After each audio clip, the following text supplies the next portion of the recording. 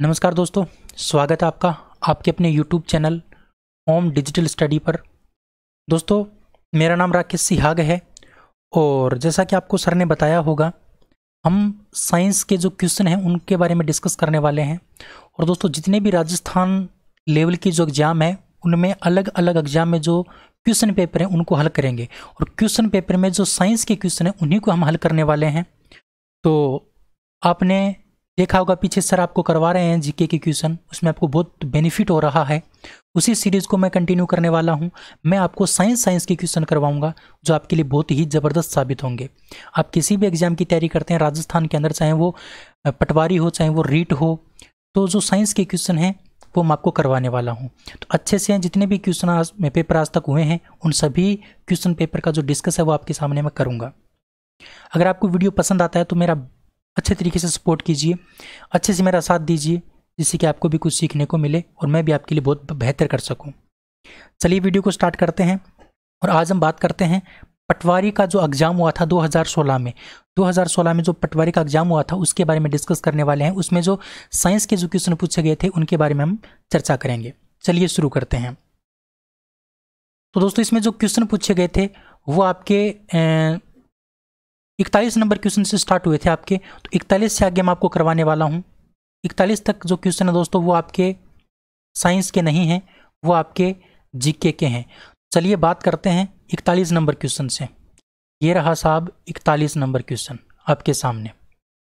चलिए हाँ, 41 number question से स्टार्ट करते हैं, अच्छे से आपको देखना है। चलिए, आपके सामने क्वेश्चन है कि एक बच्ची एक जादुई दर्पण के सामने खड़ी है।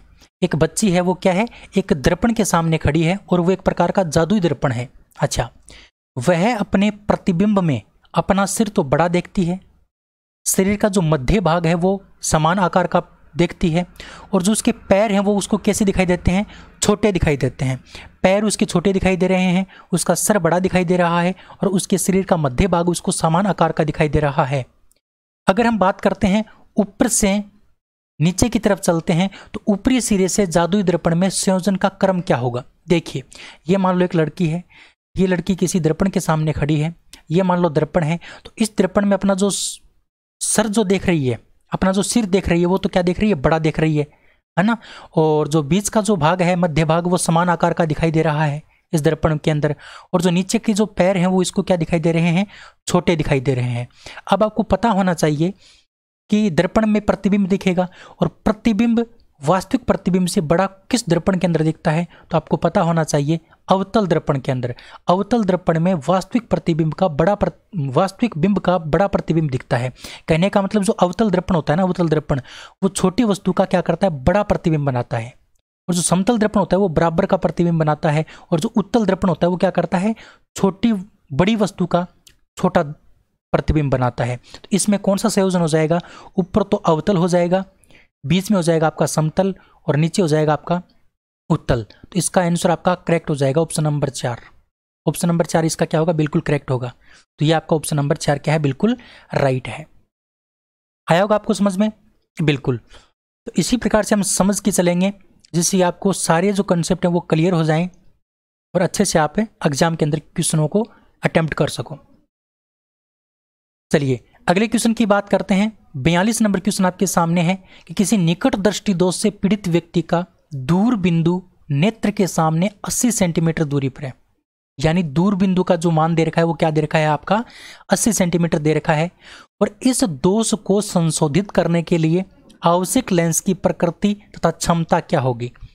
इसमें आपको 2 क्वेश्चन पूछे हैं, एक तो आपको लेंस का नाम पूछा है और एक इसकी आपको क्षमता पूछी है। चलिए पहले हम लेंस की प्रकृति की बात करते हैं, यानी निकट दृष्टि दोष में किस प्रकार का लेंस काम आता है। देखिए मेरे दोस्तों, यानी पहले आपको समझना है निकट दृष्टि दोष होता क्या है। निकट दृष्टि दोष होता है जिसमें दूर की वस्तु दिखाई न दे, जिसमें दूर की वस्तु दिखाई न दे उसको हम क्या बोलते हैं, निकट दृष्टि दोष बोलते हैं। और निकट दृष्टि दोष में होता क्या है, मान लो ये हमारी आंख है, ठीक है, और पीछे से क्या रहा है, कोई प्रकाश की किरण आ रही है और यहाँ पर हमारे आंख के अंदर एक उत्तल दर्पण की भांति उत्तल लेंस की भांति एक लेंस होता है और वो लेंस क्या करता है, इस प्रकार से चित्र बनाता है इस रेटिना के ऊपर, यहाँ पर चित्र बनाता है। लेकिन जब निकट दृष्टि दोष हो जाता है किसी व्यक्ति के, तो ये प्रतिबिंब जो है ना, ये इस रेटिना के ऊपर न बन के कहाँ बन जाता है, आगे बन जाता है। आगे क्यों बन जाता है? क्योंकि ये जो लेंस है ना, ये लेंस ये प्रकाश किरणों को ज़्यादा अपवर्तित कर देता है, इस प्रकार से ज़्यादा अपवर्तित करके, और यहीं पर क्या कर देता है, आपस में इनको मिला देता है और यहीं पर क्या हो जाता है, प्रतिबिंब बन जाता है। अब इस मतलब समस्या को खत्म करने के लिए हमें क्या करना पड़ेगा, ये जो प्रकाश किरणें है ना, ये प्रकाश किरणें इस प्रकार से आए कि ये प्रकाश किरणें यहाँ पर जाके मिले तो प्रतिबिंब सही बन जाएगा। इसके लिए हमें क्या करना पड़ता है, यहाँ पर एक अवतल लेंस का प्रयोग करना पड़ता है। किसका प्रयोग करना पड़ता है? अवतल लेंस का। तो आप ये बात अच्छे से ध्यान रखोगे कि जो निकट दृष्टि दोष होता है उसमें किस दर्पण की, किस लेंस की आवश्यकता होती है, तो अवतल लेंस की आवश्यकता होती है, अवतल लेंस की। अब आपका ये नहीं हो सकता और ये नहीं हो सकता, क्योंकि इसमें क्या दे रखा है, उत्तल लेंस दे रखा है। अब बात आती है इन दो की। अब देखो दोस्तों, आपको सूत्र लगा के निकालने की आवश्यकता नहीं है, आप सीधा ही इसका अनुमान लगा सकते हो। लेंस तो अवतल है। अब अवतल लेंस जो होता है, अवतल लेंस, उसकी जो दूरी होती है, कौन सी दूरी, फोकस दूरी। ये जो दूरी होती है इसको फोकस दूरी बोलते हैं। जो दूर बिंदु और जो निकट बिंदु होता है उसको हम क्या बोलते हैं, फोकस दूरी बोलते हैं। तो किसी भी लेंस की जो फोकस दूरी होती है वो कैसी होती है, हमेशा ध्यान रखना मेरे प्यारे दोस्तों, उसकी जो दूरी होती है अवतल लेंस की वो हमेशा माइनस की होती है। किसकी होती है? माइनस की। तो अगर ये दूरी माइनस की है तो इसके हम अगर माइनस लगा देंगे तो इसका उत्तर भी क्या आएगा, माइनस में आएगा। इसलिए इसका करेक्ट आंसर क्या हो जाएगा आपका, इसका करेक्ट आंसर हो जाएगा आपका ऑप्शन नंबर 2। ऑप्शन नंबर 2 आपका क्या हो जाएगा, बिल्कुल करेक्ट आंसर हो जाएगा। वैसे आप निकाल भी सकते हो 1.25 कैसे आया, तो 1.25 आपका आएगा। यानी किसी भी लेंस की क्षमता निकालने के लिए, क्षमता को हम लिखते हैं P से, P का सूत्र होता है 1/f, और ये जो f होता है ये आपको मीटर में लेना पड़ता है। किसके अंदर लेना पड़ता है? मीटर में लेना पड़ता है। तो P बराबर 1/f, f का मान किसके अंदर है? सेंटीमीटर में। इसको आप मीटर में चेंज करोगे तो क्या आ जाएगा, देखो 80/100 करेंगे तो ये आपका हो जाएगा 4/5। ये आपका 4/5 आएगा यहाँ पर, ये 4/5। अब इसको हम चेंज करेंगे तो 5/4 हो जाएगा, और 5 में 4 का भाग देंगे तो क्या आएगा, 1.25 आएगा। और आगे डी क्यों लगा रखा है? क्योंकि डी का मतलब डायोप्टर होता है, और डायोप्टर क्या है, लेंस क्षमता का सूत्र है। और ये जो दूरी होती है ये माइनस की होती है, इसलिए इसके क्या हो जाएगा, माइनस का चिन्ह भी लग जाएगा। तो आपको ऑप्शन नंबर बी क्या हो जाएगा, बिल्कुल करेक्ट हो जाएगा। तो उम्मीद कर सकता हूँ ये क्वेश्चन आपको अच्छे से समझ में आ गया होगा। चलिए अभी अगले क्वेश्चन की बात करते हैं। 43 नंबर क्वेश्चन आपके सामने है। 43 नंबर क्वेश्चन बोल रहा है कि किसी विद्युत धारावाही सीधी लंबी परिनालिका के भीतर जो चुंबकीय क्षेत्र होता है वो कैसा होता है। भाई कोई इस प्रकार की नलिका है, इस प्रकार की कोई नलिका है, इस नलिका में जो चुंबकीय क्षेत्र है वो इस पूरी नलिका के अंदर चुंबकीय क्षेत्र कैसा होगा, शून्य होगा, या फिर सिरों की ओर जाने पर घटेगा, या फिर सिरों की ओर जाने पर बढ़ेगा, या फिर सभी बिंदुओं पर समान रहेगा। तो ध्यान रखना, जो एक विद्युत धारावाही जो सीधी नली होती है, परिनालिका जो होती है, उसमें सभी बिंदुओं के ऊपर क्या होता है, समान चुंबकीय क्षेत्र होता है। सभी बिंदुओं पर समान चुंबकीय क्षेत्र होता है, ये बात हमेशा आपको ध्यान रखनी है। किसी भी धारावाही सीधी लंबी नलिका के बारे में अगर आपको बात करें और चुंबकीय क्षेत्र की अगर बात करें तो आपका क्या हो जाएगा, सभी बिंदुओं पर समान चुंबकीय क्षेत्र हो जाएगा। इसका मतलब ऑप्शन नंबर आपका डी क्या हो जाएगा, बिल्कुल करेक्ट हो जाएगा। ठीक है, इसी प्रकार से बात करते हैं 44 नंबर क्वेश्चन की। 44 नंबर क्वेश्चन है आपके सामने कि TI प्लास्मिड जो आनुवंशिक इंजीनियरिंग में प्रयुक्त होता है यह किस से प्राप्त होता है।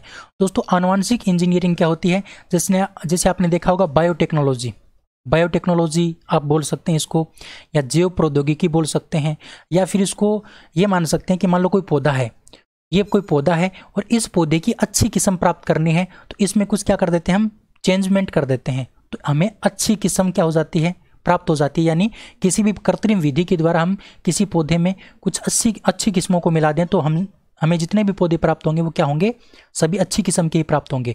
इसको बोलते हैं आनुवंशिक इंजीनियरिंग, यानी इसके जीन में कुछ परिवर्तन कर देते हैं। तो जीन में परिवर्तन करने के लिए टाई प्लाज्मिड नाम का एक क्या होता है, पदार्थ काम आता है। वो किस से प्राप्त होता है, तो दोस्तों वो आपको प्राप्त होता है एक बैक्टीरिया से, और उस बैक्टीरिया का नाम है एग्रोबैक्टीरियम ट्यूमिफेसियंस।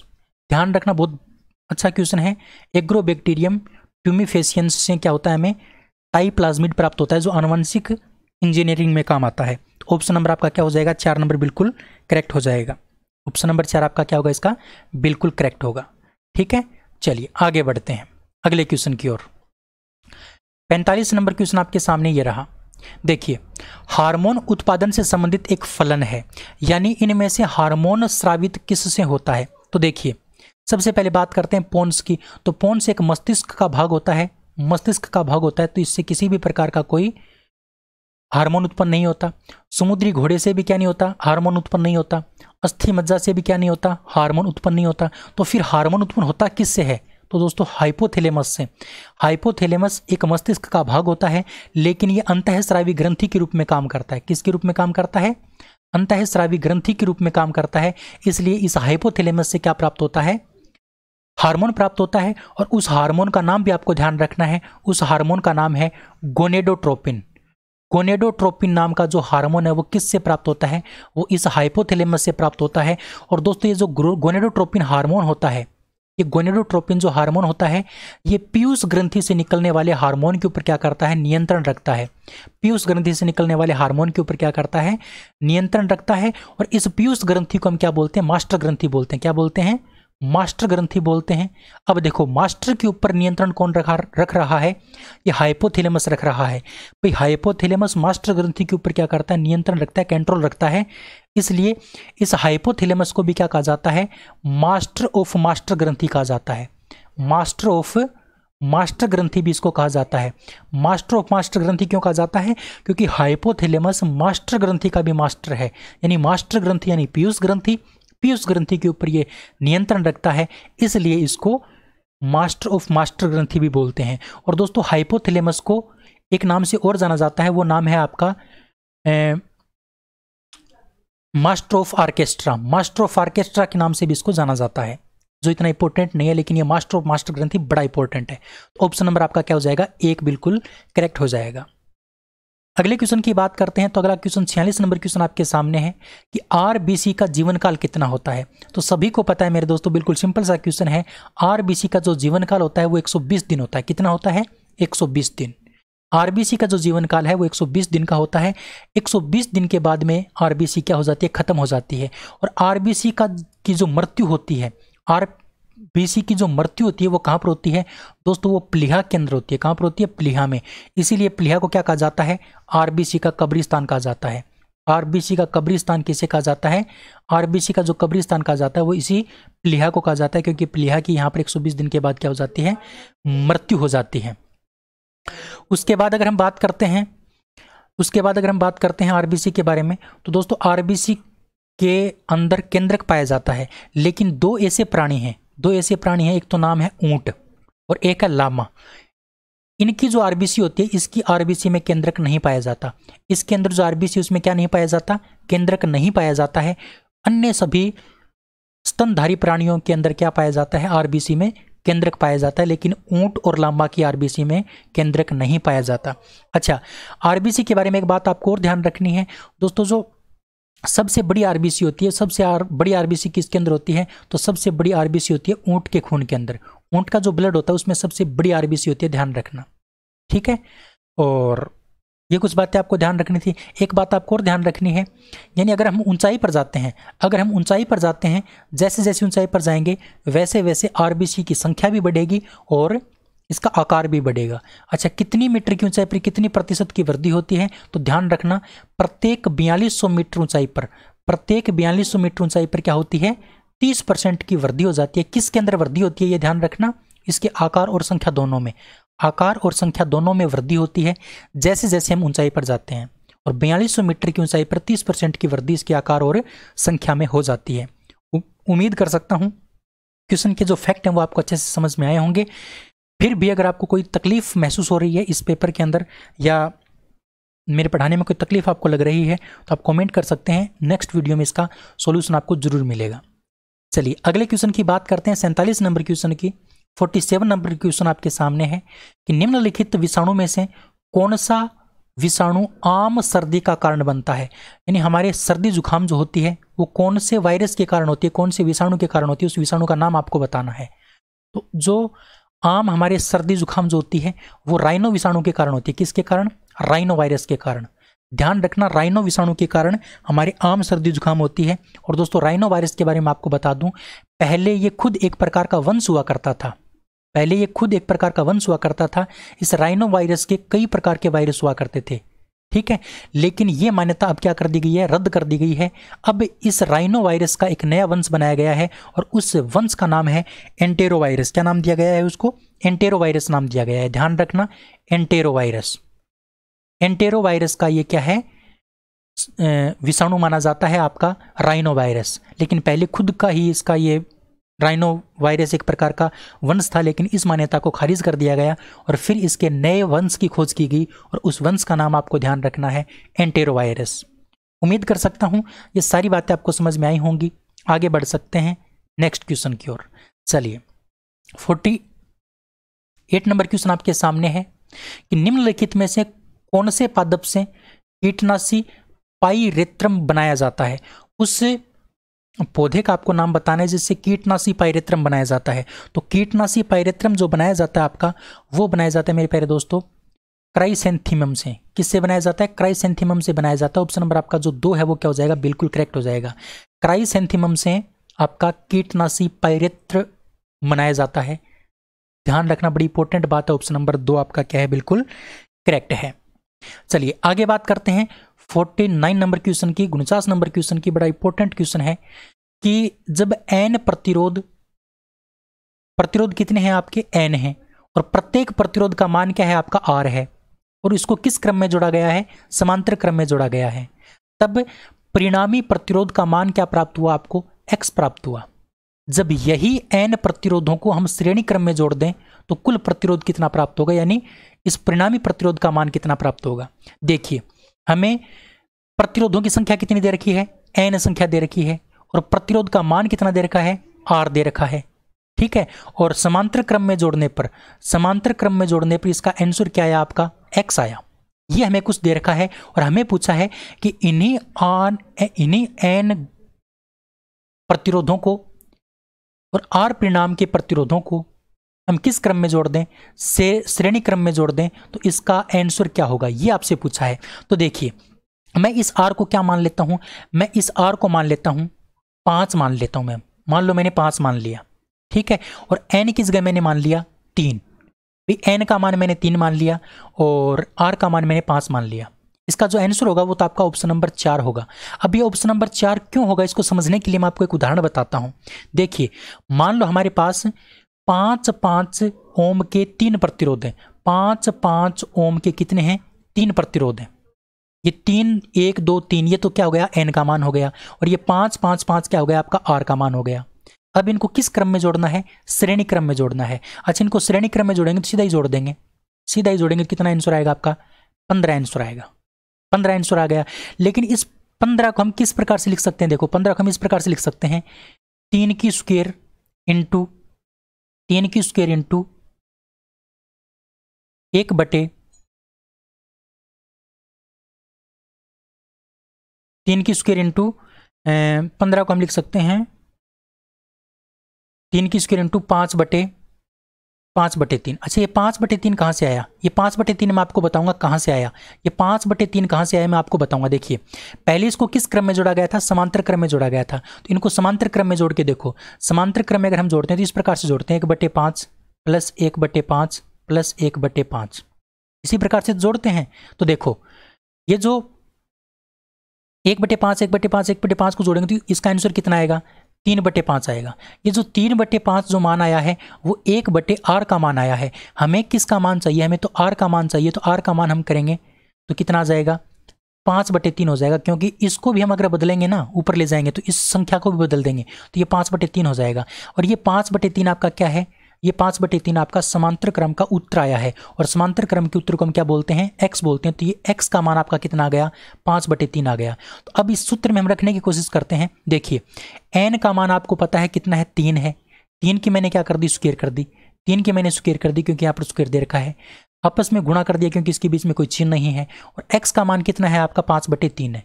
5/3 है, तो इसको हम काट देंगे तो कितना आएगा, 5 दिया 15 आएगा। देखो इस सूत्र के अनुसार हम करते हैं तो भी 15 आंसर आता है, और इस सीधा डायरेक्ट करते हैं तो भी क्या आता है आपका, 15 आंसर आता है। तो ध्यान रखना, इसका करेक्ट आंसर आपका जो होगा वो क्या होगा, ऑप्शन नंबर 4 होगा, n² x आपका क्या होगा, बिल्कुल करेक्ट होगा।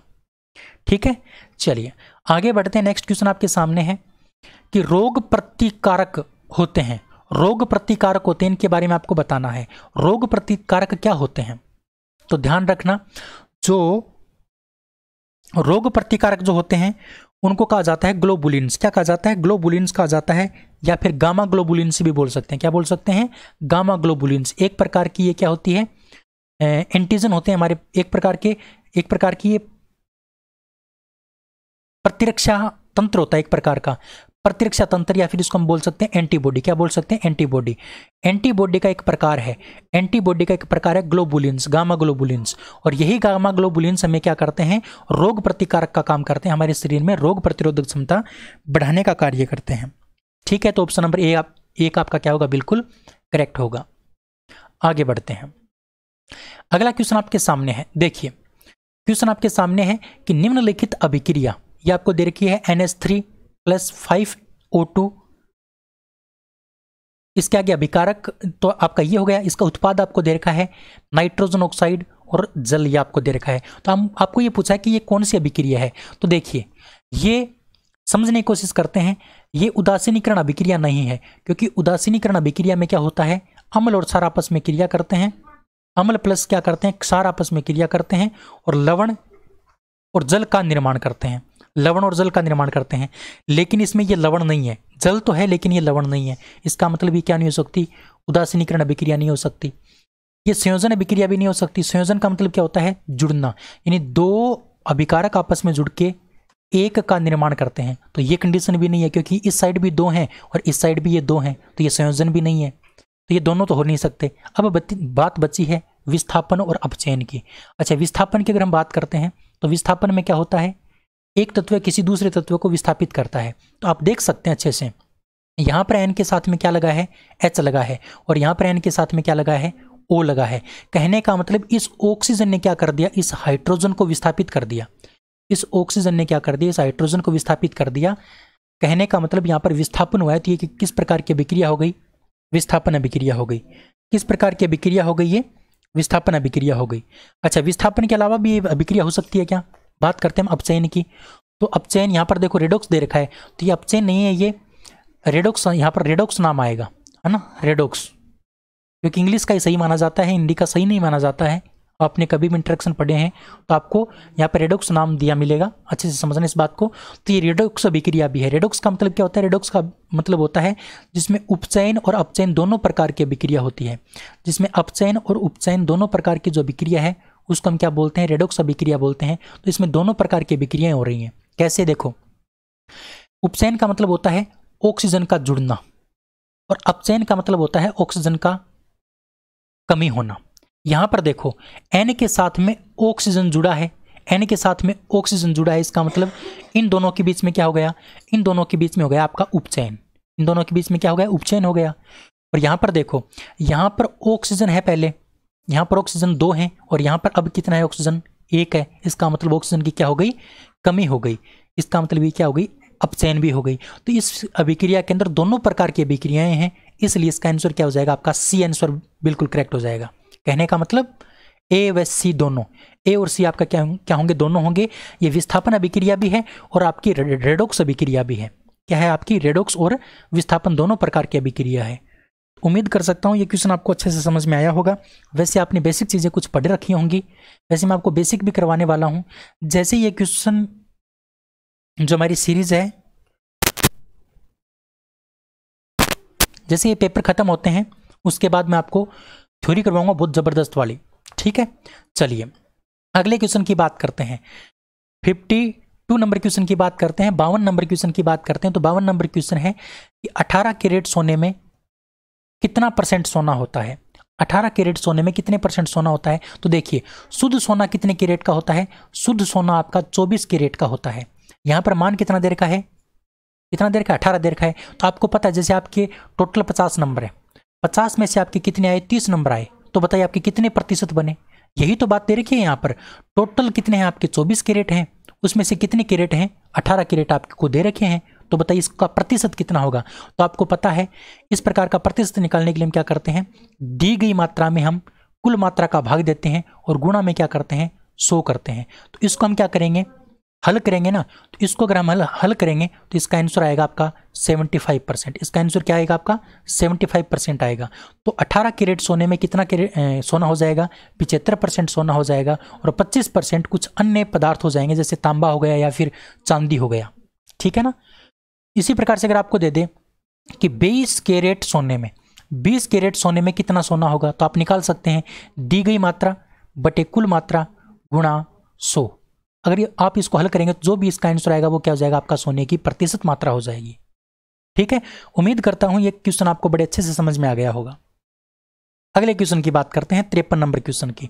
53 नंबर क्वेश्चन है कि डीसी जनरेटर में आर्मेचर में उत्पन्न विद्युत होती है, यानी जो डीसी जनरेटर होता है उसमें विद्युत धारा कैसी उत्पन्न होती है, डीसी उत्पन्न होती है या फिर एसी उत्पन्न होती है। तो आपको पता है मेरे दोस्तों, डीसी के अंदर आपकी कौन सी धारा उत्पन्न होगी, डीसी धारा उत्पन्न होगी। ऑप्शन नंबर ए आपका क्या हो जाएगा, बिल्कुल करेक्ट हो जाएगा।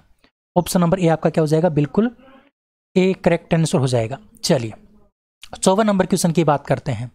54 नंबर क्वेश्चन आपके सामने है कि एक समान चुंबकीय क्षेत्र में घूर्णन करती कुंडली में प्रेरित विद्युत वाहक बल अधिकतम होगा। अधिकतम प्रेरित विद्युत वाहक बल कब होगा, एक घूर्णन करती हुई कुंडली के अंदर कब होगा? जब दोस्तों अगर इस क्वेश्चन की अगर हम बात करते हैं, अगर इस क्वेश्चन की हम बात करते हैं तो इसका जो करेक्ट आंसर आपका होगा वो होगा ऑप्शन नंबर 3। जब कुंडली से जुड़े फ्लक्स में परिवर्तन की दर अधिकतम होगी, फ्लक्स में परिवर्तन की दर अगर अधिकतम होगी तभी प्रेरित विद्युत वाहक बल का मान क्या होगा, अधिकतम होगा। क्योंकि विद्युत वाहक बल जो होता है वो किसके ऊपर डिपेंड करता है, वो फ्लक्स के ऊपर डिपेंड करता है। अगर फ्लक्स में परिवर्तन ज्यादा हो रहा है तो प्रेरित विद्युत वाहक बल का मान अधिकतम होगा। अगर फ्लक्स का मान कम हो रहा है तो प्रेरित विद्युत वाहक बल का मान क्या हो जाएगा, कम हो जाएगा। तो यहां पर अधिकतम की पूछिए तो यहां पर क्या हो जाएगा, आपका फ्लक्स में परिवर्तन की दर अगर अधिकतम होगी तभी ये विद्युत वाहक बल क्या होगा, आपका अधिकतम होगा। इसका मतलब ऑप्शन नंबर आपका सी क्या हो जाएगा, बिल्कुल करेक्ट हो जाएगा। ऑप्शन नंबर 3 आपका क्या हो जाएगा मेरे प्यारे दोस्तों, सही हो जाएगा। चलिए अगले क्वेश्चन की बात करते हैं। अगला क्वेश्चन आपके सामने है कि निम्न में से किस प्रकार का आरएनए प्रसंस्करण में भाग लेता है। आरएनए प्रसंस्करण में कौन सा आरएनए भाग लेता है? तो ध्यान रखना बड़े अच्छे से, आरएनए प्रसंस्करण में आपका एचएनआरएनए भाग लेता है, यानी विजातीय नाभिकीय आरएनए भाग लेता है। ऑप्शन नंबर 4 आपका क्या होगा, बिल्कुल करेक्ट होगा। विजातीय नाभिकीय जो आरएनए होता है वही आपका आरएनए प्रसंस्करण में क्या लेता है, भाग लेता है। ऑप्शन नंबर आपका डी क्या है, बिल्कुल करेक्ट है। इसी प्रकार से अगला क्वेश्चन है कि एक पारिस्थितिकी तंत्र में ऊर्जा का स्रोत क्या होता है। एक पारिस्थितिकी तंत्र जो होता है उसमें ऊर्जा का स्रोत क्या होता है, तो आपको ध्यान रखना है। देखिए कोई भी पारिस्थितिकी तंत्र है, इसमें यानी पेड़ पौधे भी हैं, इसमें सूर्य भी है, इसमें और छोटे मोटे जीव भी हैं, जैसे मनुष्य भी है, गाय भेड़ बकरी भी हैं। तो आपको पता है ये जो भी गाय भेड़ बकरी या शेर चीता जो भी होते हैं वो किसके ऊपर डिपेंड रहते हैं, वो डिपेंड रहते हैं इस पौधों के ऊपर। और पौधे अपना भोजन कहाँ से प्राप्त करते हैं, पौधे अपना भोजन सूर्य से प्राप्त करते हैं, सूर्य की रोशनी से प्राप्त करते हैं। तो जो सूरज की रोशनी होती है, सूरज की जो रोशनी होती है वही क्या होती है, आपका ऊर्जा का स्रोत होता है। ऊर्जा का स्रोत जो होता है वो सूर्य की रोशनी होती है। सूर्य की रोशनी से पौधे अपना भोजन करते हैं। पौधों को मनुष्य या फिर गाय भेड़ बकरी खाते हैं और उनको चीता शेर वो खाते हैं। इसी प्रकार से आगे चलता रहता है, यानी ये एक श्रृंखला बन जाती है। तो महत्वपूर्ण जो स्रोत होता है वो आपका क्या होता है, सूरज की रोशनी होती है। ऑप्शन नंबर आपका जो 2 है वो क्या हो जाएगा, बिल्कुल करेक्ट हो जाएगा। ठीक है, चलिए आगे बढ़ते हैं। अगले क्वेश्चन की बात करते हैं 57 नंबर क्वेश्चन की। 57 नंबर क्वेश्चन आपके सामने है कि प्राकृतिक गैस का मुख्य घटक क्या होता है। तो प्राकृतिक गैस के अंदर 75% आपका CH4 होता है और CH4 को बोलते हैं मीथेन गैस। क्या बोलते हैं, मीथेन बोलते हैं। तो किसी भी प्राकृतिक गैस का जो मुख्य घटक होता है वो आपका होता है मीथेन। ऑप्शन नंबर ए आपका क्या होगा, बिल्कुल करेक्ट होगा। ऑप्शन नंबर ए आपका क्या होगा, बिल्कुल करेक्ट होगा। चलिए आगे बढ़ते हैं, अगले क्वेश्चन की बात करते हैं। 58 नंबर क्वेश्चन की बात करते हैं। देखिए 58 नंबर क्वेश्चन आपके सामने है कि एक 4 हेनरी की कुंडली में प्रेरित विद्युत वाहक बल 16 वोल्ट है। यानी प्रेरित विद्युत वाहक बल को हम बोलते हैं ई से डिनोट करते हैं। किससे डिनोट करते हैं, ई से। तो ई का मान हमें 16 वोल्ट दे रखा है। और इस हेनरी कुंडली जो होती है, कुंडली की जो हेनरी में जो मान होता है उसको हम बोलते हैं एल। उसको हम किससे डिनोट करते हैं, एल से डिनोट करते हैं। और दोस्तों धारा में परिवर्तन की दर हमें पूछी है, तो परिवर्तन की दर को हम किससे डिनोट करते हैं, di/dt। di/dt से क्या करते हैं, धारा की परिवर्तन की दर को मतलब डिनोट करते हैं। तो देखिए विद्युत वाहक बल का जो सूत्र होता है वो होता है आपका E बराबर L into di/dt, L into di/dt। यहाँ पर E का मान हमें 16 दे रखा है, L का मान हमें 4 हेनरी दे रखा है, गुना di/dt का मान हमें पूछा है, di/dt का मान हमें पूछा है। तो हम क्या करेंगे, di/dt का मान ज्ञात करने के लिए इस 4 को हम क्या कर देंगे, इसके भाग में भेज देंगे, और इसके भाग में भेजेंगे तो उत्तर किसका क्या आएगा, 4 आएगा। ऑप्शन इसका 4 ampere per second, 4 ampere per second इसका क्या हो जाएगा, आपका बिल्कुल करेक्ट आंसर हो जाएगा ऑप्शन नंबर 4। ऑप्शन नंबर 4 आपका क्या होगा, बिल्कुल करेक्ट होगा। तो बड़ी अच्छे से मैंने आपको बताया, ये समझ में आपको आ गया होगा। ये सूत्र आपको ध्यान रखना है, ये सूत्र बड़ा इंपॉर्टेंट है, ध्यान रखना। इसी प्रकार से बात करते हैं नेक्स्ट क्वेश्चन की। तो नेक्स्ट क्वेश्चन है कि पीसीआर से जांच किसकी होती है, पीसीआर से किसकी जांच होती है। तो पीसीआर से जो जांच होती है दोस्तों वो होती है एचआईवी की। एचआईवी की जो जांच होती है वो किसके द्वारा होती है, पीसीआर जांच के द्वारा होती है। और पीसीआर का फुल फॉर्म जो होता है वो होता है polymer chain reaction, polymer chain reaction. इसकी फुल फॉर्म भी आपको ध्यान रखना है, polymer chain reaction. Polymer chain reaction के द्वारा किसकी जांच होती है, एचआईवी की जांच होती है। ठीक है, बिल्कुल। इसी प्रकार से बात करते हैं अगले क्वेश्चन की, 60 नंबर क्वेश्चन की। तो आपका 60 नंबर क्वेश्चन है कि शरीर की सबसे बड़ी रक्त वाहिका निम्न में से कौन सी है। शरीर की सबसे बड़ी रक्त वाहिका कौन सी है। तो सबसे बड़ी रक्त वाहिका की अगर हम बात करते हैं तो दोस्तों महाधमनी, महाधमनी इसका क्या हो जाएगा, बिल्कुल करेक्ट आंसर हो जाएगा। महाधमनी ही क्या है दोस्तों, सबसे बड़ी रक्त वाहिका है। ठीक है, तो उम्मीद कर सकता हूं क्वेश्चन आपको समझ में आया होगा। तो दोस्तों 41 से लेकर 60 तक, 41 से लेकर 60 तक 20 क्वेश्चन इस पेपर में आपके आए थे 2016 में। 2016 में जो आपका पटवार का जो एग्जाम हुआ था उसका पेपर मैंने आपको हल करवाया है। तो उम्मीद करता हूं आपको समझ में आया होगा। फिर भी अगर आपको कोई डाउट लग रहा है, कोई भी आपको दिक्कत हो रही है समझने में, तो आप मेरे को कमेंट कर सकते हैं इस वीडियो में। उसके बाद जो मैं आपको वीडियो दूंगा उसमें आपको इसकी क्या मिलेगी, कमी दूर करी हुई मिलेगी, ये मैं आपसे वादा करता हूं। इसके साथ साथ दोस्तों मेरी करंट अफेयर की क्लास भी चलेगी, मेरी 2 क्लासेस चलेंगी। एक तो ये साइंस की क्लास चलेगी, इसके साथ साथ मेरी करंट अफेयर की क्लास चलेगी। दोनों क्लासों को आपको अच्छे से प्यार देना है जिससे कि आपको बहुत कुछ सीखने को मिले। डेली करंट अफेयर की क्लास में आपको बहुत अच्छे तरीके से करवाऊंगा, और साइंस की क्लास में आपको बहुत जी तोड़ मेहनत करके आपको करवाने वाला हूँ। बस आप थोड़ा सा साथ दीजिए, चैनल को आप सब्सक्राइब कर लीजिए, बेल आइकन को प्रेस कर लीजिए। आज की इस वीडियो में इतना ही, अगली वीडियो में फिर मिलते हैं। तब तक के लिए जय हिंद, जय Bharat, thank you, bye bye, take care.